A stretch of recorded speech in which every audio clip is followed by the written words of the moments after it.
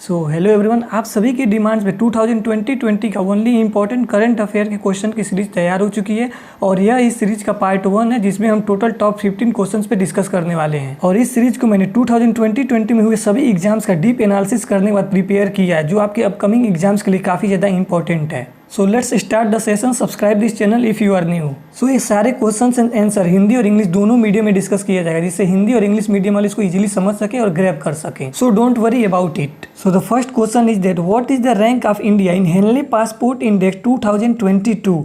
2022 में Henley passport index में India की क्या रैंकिंग जारी की गई है? तो फ्रेंड्स इसका राइट आंसर है 83। हेनले पासपोर्ट इंडेक्स 2022 में इंडिया की रैंक 83 है। And next question is that world happiness index 2022 में इंडिया की रैंकिंग क्या है? What is the rank of India in world happiness index 2022? तो right answer is 136। Next question is that by which amendment of preamble GST came into exist? संविधान के किस संशोधन में वस्तु एवं सेवा कर जीएसटी पेश किया गया? सो फ्रेंड्स इसका राइट आंसर है प्रीएम्बल का 101 अमेंडमेंट करके जीएसटी को पेश किया गया सरकार के द्वारा। Next question is by which amendment of preamble reservation of 10% for the general category for EWS introduced?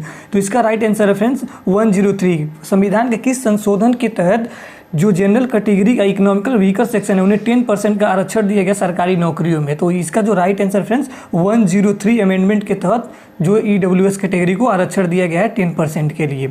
Next question है 15th census of India held in which year? 15वीं जो जनगणना है भारत को किस वर्ष में हुई थी? तो फ्रेंड्स इसका राइट आंसर 2011। 2011 जो लास्ट जनगणना भारत की हुई थी वो है 15वीं जनगणना, और 15वीं जनगणना 2011 में हुई थी। ये आपको याद रखना है, कई तरीके से क्वेश्चन को घुमाकर पूछता है। और जो भी इंपॉर्टेंट ESIC MTS का एग्जाम देने वाला है उसके लिए ये इंडेक्स वाले पार्ट्स और ये सेंसस वाले पार्ट्स काफ़ी इंपॉर्टेंट है। तो सेंसस का टोटल पार्ट आप ग्रैब कर जाना, एक बार में उसको लर्न कर जाना, ताकि वहाँ से कोई भी क्वेश्चन आ सकता है। इसलिए मैंने दो जो इंपॉर्टेंट क्वेश्चन है उसको लिया हुआ है आपको ये बताने के लिए कि ये पार्ट आपको पढ़ना काफ़ी जरूरी है ESIC MTS के लिए, SSC MTS के लिए।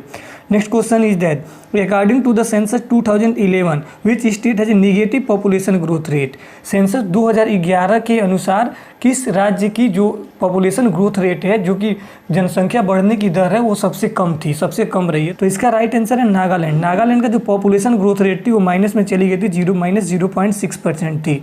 Next question is that which is the most band country till 2020?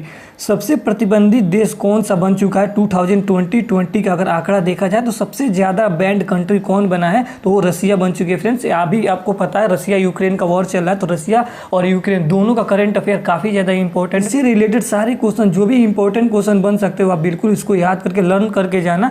जो भी है यहाँ पे मैंने कुछ इंक्लूड भी किया हुआ इंपॉर्टेंट क्वेश्चन, आप भी कुछ एक्स्ट्रा फैक्ट इसके बारे में लर्न करके जाना, ताकि सारे एग्जाम्स में लगभग पूछे जा रहे हैं। मैंने एनालिसिस के बाद इस चीज़ को देखा है कि रसिया और यूक्रेन से काफ़ी क्वेश्चन पूछे जा रहे हैं। अभी रसिया यूक्रेन का वॉर चल रहा है, तो इसकी वजह से अमेरिका एंड अदर कंट्री ने रसिया पे काफ़ी ज़्यादा बैन लगा दिया। पहले से ऑलरेडी बैन थे, बहुत ज़्यादा सारी कंट्री पे बैन होते हैं, रसिया पे सबसे ज़्यादा बैन थे। और इस बार बहुत ज़्यादा बैन लगने के कारण इस बार रसिया नंबर 1 पे आ चुका है, प्रतिबंधित देशों में सब नंबर 1 पे आ चुका है। So next question is what is the capital and currency of Russia? तो रसिया भी चर्चे में है, यूक्रेन भी चर्चे में है रिसेंट न्यूज में। तो इसके जो कैपिटल है, जिसके प्रेसिडेंट का नाम, इसके PM का नाम, और जो भी इसका जो करेंसी होता है वो सारी चीज़ आपको ध्यान में रखना है। तो कैपिटल मॉस्को है एंड रूबल इसका जो करेंसी है। और यूक्रेन की कैपिटल की बात करें तो क्यू यूक्रेन का कैपिटल है। और एक और इंपॉर्टेंट क्वेश्चन यूक्रेन से बन रहा है कि what is the place of Ukraine in Europe area wise? तो एरिया वाइज जो है क्षेत्रफल की दृष्टि से यूरोप में यूक्रेन किस स्थान पे है? तो यूरोप में यूक्रेन का जो स्थान है वो सेकंड पोजीशन पे है, एरिया वाइज सेकंड सबसे बड़ा कंट्री है।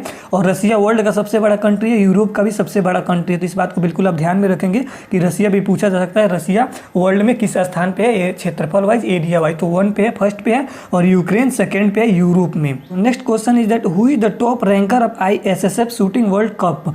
ISSF शूटिंग वर्ल्ड कप में टॉप रैंक पे कौन आया? तो इसका राइट आंसर है India. ISSF shooting world cup में इंडिया टॉप रैंक पे रहा है। बहुत इंपॉर्टेंट क्वेश्चन, इसको आप बिल्कुल लर्न कर लेना।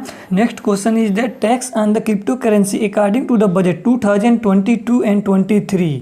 2022 और 23 में जो क्रिप्टो करेंसी पे टैक्स जारी किया गया है 2022 के बजट में, वो कितना किया गया है? इसका राइट आंसर है 30%। 30% का टैक्स है क्रिप्टो करेंसी में according to the budget 2022 and 2023। So next question is world game athlete of the year का अवार्ड किसको दिया गया? तो फ्रेंड्स ये अवार्ड जो है world game athlete of the year वो PR सीरीजेस को दिया गया है। और PR सीरीजेस से जितने भी फैक्ट बनते हैं एक्स्ट्रा वो आप बिल्कुल इसको ध्यान में रखना, लर्न कर लेना। इससे काफ़ी ज़्यादा क्वेश्चन पूछे जा सकते हैं कि PR सीरीजेस किस प्ले से संबंधित है, किस खेल से संबंधित है या किस एरिया से बिलोंग करते हैं। Next question, first women director of SEBI. SEBI की जो फर्स्ट वुमेन डायरेक्टर कौन बनी है? पहली बार एक वुमेन डायरेक्टर बनी है, सेबी की वुमेन अध्यक्ष बनाई गई है, वो है माधवी पुरी बुच।